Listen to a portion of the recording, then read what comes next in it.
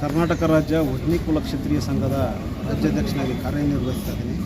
ಇಂದಿನ ದಿನ ನಾವು ನಮ್ಮ ದೇವರಾಜ ಅರಸು ಹಿಂದುಳಿದ ವರ್ಗಗಳ ಅಭಿವೃದ್ಧಿ ನಿಗಮ ಮಂಡಳಿ ಏನಿದೆ, ಈ ಅಭಿವೃದ್ಧಿ ನಿಗಮ ಮಂಡಳಿಯಿಂದ ಸುಮಾರು 120 ಕೋಟಿಗಳಷ್ಟು ಅನುದಾನನ ಬಿಡುಗಡೆ ಮಾಡಿದ್ದಾರೆ.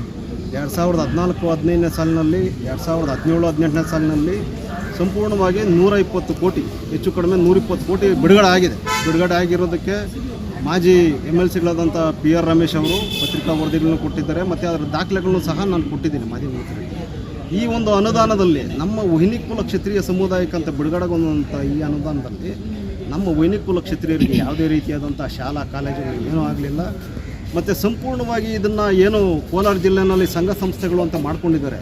ಆ ಒಂದು ಸಂಘ ಸಂಸ್ಥೆಗಳವರು ಪ್ರೈವೇಟ್ ಶಾಲಾ ಕಾಲೇಜುಗಳನ್ನ ಮಾಡ್ಕೊಂಡಿದ್ದಾರೆ.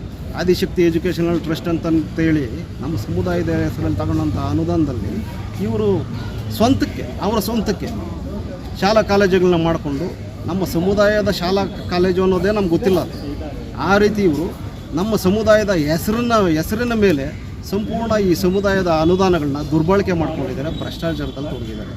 ತದನಂತರ ಇವರೇನು ಈ ಒಂದು ಅನುದಾನಗಳನ್ನ ಬಿಡುಗಡೆ ಮಾಡ್ತಾರೆ, ಆ ಒಂದು ಬಂದಂತಹ ಅನುದಾನನ ಸಂಪೂರ್ಣವಾಗಿ ಕಾಂಗ್ರೆಸ್ ಕಾರ್ಯಕರ್ತರ ಮುಖಾಂತರನೇ ಡಿಸ್ಟ್ರಿಬ್ಯೂಷನ್ ಮಾಡ್ತಾರೆ.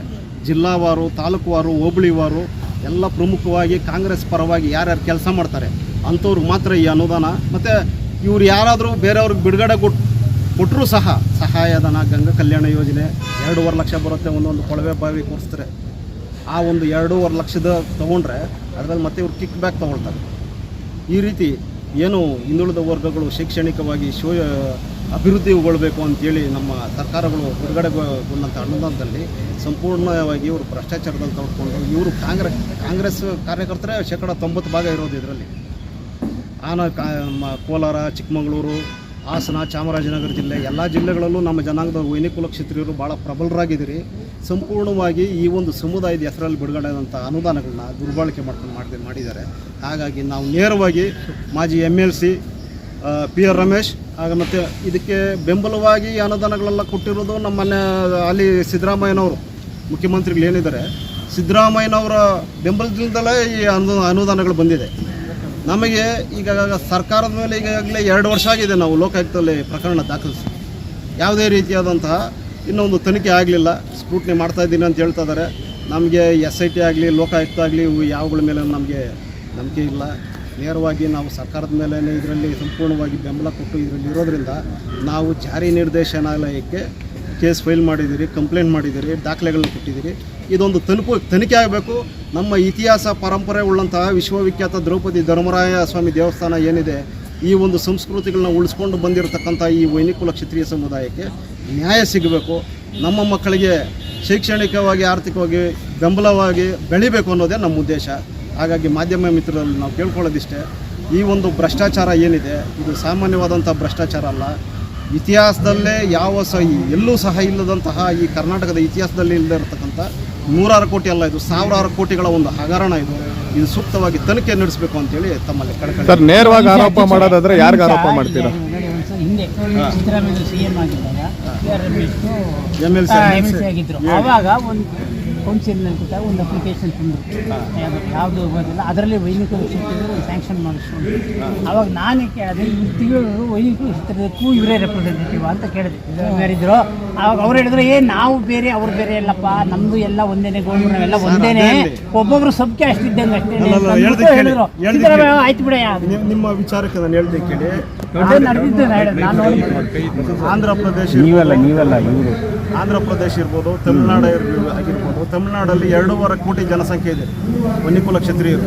ವನ್ನಿಯರು, ಪಡಿಯಾಚಿ, ಪಳ್ಳಿ, ಧರ್ಮರಾಜ್ ಕಾಪು, ಈ ರೀತಿ ವನ್ನಿಯರು, ಗೌಂಡರು ಎಲ್ಲ ಇದೆ. ಆಂಧ್ರ ಪ್ರದೇಶದಲ್ಲಿ ಸುಮಾರು 1.5 ಕೋಟಿ ಜನಸಂಖ್ಯೆ ಇದೆ, ಪ್ರಬಲರಾಗಿದೆ. ಕರ್ನಾಟಕದಲ್ಲಿ ನಮ್ಮನ್ನು ಮಾಡಿದ್ದಾರೆ, ಈ ತಿಗಳ ಜಾತಿ ಅಂತೇಳಿ ನಮ್ಮನ್ನು ದಾರಿ ತಪ್ಪಿಸ್ತಾರೆ. ದಯವಿಟ್ಟು ಅರ್ಥ ಮಾಡ್ಕೊಳ್ಳಿ. ಕರ್ಗ ಮಾಡೋರು, ವಿಶ್ವವಿಖ್ಯಾತ ದ್ರೌಪದಿ ನಮ್ಮ ಆರಾಧ್ಯ ದೈವ ಏನಿದೆ, ಕುಲದೇವತೆ, ಆ ಕರ್ಗ ಮಾಡೋರು ಕೇವಲ ಕತ್ತಿ ಹಿಡಿಯತಕ್ಕಂಥವ್ರು, ಅರ್ಹತೆ ಉಳ್ಳಂಥವ್ರು. ಅಲ್ಲಿ ಅಗ್ನಿಕುಂಡ ಸೇವೆ ಮಾಡಬೇಕು ಅಂತಂದರೆ ಅವನು ವೈನಿ ಕುಲ ಕ್ಷತ್ರಿಯನಾಗಿರ್ಬೇಕು. ಯಾರೋ ತಿಗಳರಿಗೆಲ್ಲ ಇದಿಲ್ಲ. ತಿಗಳರ ಪರಂಪರೆ, ಅವ್ರ ಇತಿಹಾಸಗಳೇ ಬೇರೆ. ಅವ್ರಿಗೆ ನಮಗೆ ಮದುವೆ ಸಂಬಂಧಗಳಿಲ್ಲ, ದಯವಿಟ್ಟು ಅರ್ಥ ಮಾಡ್ಕೊಳ್ಳಿ. ಅವರ ಜಾತಿನೇ ಬೇರೆ ಅಂತ 120 ವರ್ಷದ ಸರ್ಕಾರಿ ದಾಖಲೆ, ಬ್ರಿಟಿಷ್ ಸರ್ಕಾರಿ ದಾಖಲೆಗಳಲ್ಲಿ ಆರ್ಕಿಯಾಲಜಿಕಲ್ ಡಿಪಾರ್ಟ್ಮೆಂಟ್, ಭಾರತೀಯ ಪುರಾತತ್ವ ಇಲಾಖೆಯಲ್ಲಿ ಅದು ಕ್ಲಿಯರ್ ಆಗಿ ನಮೂದಾಗಿದೆ. ಮತ್ತು ಅದ್ರ ಮೇಲೆ ಈಗಾಗಲೇ ಆಯೋಗದಲ್ಲಿ ಆದೇಶನೂ ಹೊರಡಿಸಾಗಿದೆ. ಹಿಂದುಳಿದ ವರ್ಗಗಳ ಆಯೋಗದಲ್ಲಿ ಜಡ್ಜ್ಮೆಂಟ್ ಸಹ ನೀಡಾಗಿದೆ. ಅದನ್ನು ಸಹ ಇವರು ತಡೆ ಹಿಡಿತಾರೆ. ಯಾರು ನೆಲ ನರೇಂದ್ರ ಬಾಬು, ಈ PR ರಮೇಶ್, ಇವ್ರಿಗೆ ಲೂಟಿ ಹೊಡಿಬೇಕಂದ್ರೆ ತಿಗಳ ಜಾತಿ ಬೇಕು. ಸರ್ವನಾಶ ಮಾಡಿದ್ದಾರೆ ನಮ್ಮ ವೈನಿಕುಲ ಕ್ಷತ್ರಿಯ ಸಮುದಾಯನ, ಕಾರ್ಪೊರೇಟರ್ ಆಗಿದ್ದಾಗಲೂ ವೈನಿಕುಲ ಅಂತ ಸರ್ವನಾಶ. ಈಗ ನೋಡಿ, ನೀವು ಅರ್ಥ ಮಾಡ್ಕೊಳ್ಳಿ, ಎಲ್ಲ ಒಂದೇ ಅಂತ ಹೇಳಿದ್ರಲ್ಲ ನೀವು. ಕೇಳಿ ಸ್ವಾಮಿ, ಇಲ್ಲಿ ಒಂದು ನಿಮಿಷ ಕೇಳಿ. ಇಲ್ಲಿ ತಿಗಳರ ವಿದ್ಯಾಭಿವೃದ್ಧಿ ಸಂಸ್ಥೆಗಳಿಂದ ವೈನಿಕುಲ ಕ್ಷತ್ರಿಯರ ನಿಷೇಧ ಅಂತ ಹೇಳ್ತಾರೆ. ಹಂಗಿದ್ಮೇಲೆ ನಾವು ಅವ್ರು ಹೆಂಗ ಆಗ್ತೀರಿ ಹೇಳಿ ಸ್ವಾಮಿ? ಆಗುತ್ತಾ? ಬೇರೆ ನಮ್ಗೆ ಸಂಬಂಧಪಟ್ಟಿದ್ದಲ್ಲ, ಅಂಗಡ ಅಲ್ಲ, ಜಾತಿನೇ ಬೇರೆ. ಅಲ್ಲ, PR ರಮೇಶ್ ಅವರು ನರೇಂದ್ರ ಬಾಬು ಅವರು ನೇರವಾಗಿ ಕಾರಣ ಹೇಳ್ತೀರಾ? ನೇರವಾಗಿ ಕಾರಣ. PR ರಮೇಶ್ ಅವರು ಮೊನ್ನೆ ಏನೋ ನಮ್ಮ MLC, ಮಾಜಿ MLCಗಳಾಗಿದ್ದಂಥವ್ರು. ನರೇಂದ್ರ ಬಾಬು ಅವರು ತಿಗಳ ಜಾತಿಯವರು. ನಮಗೆ ಅವ್ರಿಗೆ ಸಂಬಂಧ ಇಲ್ಲ. ತಿಗಳ ಜಾತಿನೇ ಬೇರೆ, ವೈನಿಕುಲ ಕ್ಷತ್ರಿಯರೇ ಬೇರೆ.